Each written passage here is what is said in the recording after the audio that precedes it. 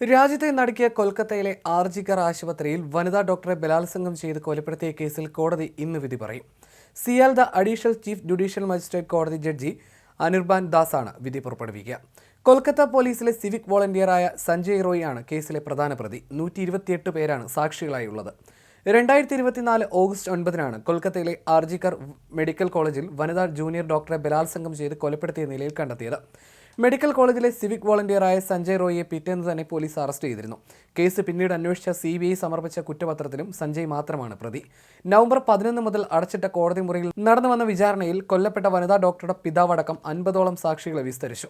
സംസ്ഥാനത്തും രാജ്യത്തും തന്നെ പ്രതിഷേധ പരമ്പര ഇരുമ്പിയ സംഭവമായിരുന്നു ആർജിക്കർ കേസ്. ഹൈക്കോടതിയുടെയും സുപ്രീം കോടതിയുടെയും നിർണായക ഇടപെടലുകൾ ഇക്കാര്യത്തിലുണ്ടായി.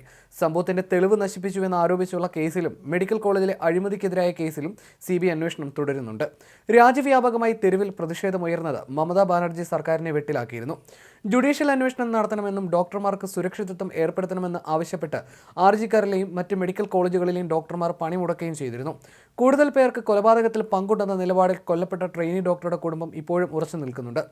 കേസിലെ പ്രതിയും മെഡിക്കൽ കോളേജ് മുൻ പ്രിൻസിപ്പലുമായ സന്ദീപ് ഘോഷിനും കൊൽക്കത്ത മുൻ പോലീസ് ഓഫീസർ അഭിജിത്ത് മൊണ്ടലിനും സിൽദ കോടതി ജാമ്യം അനുവദിച്ചിരുന്നു.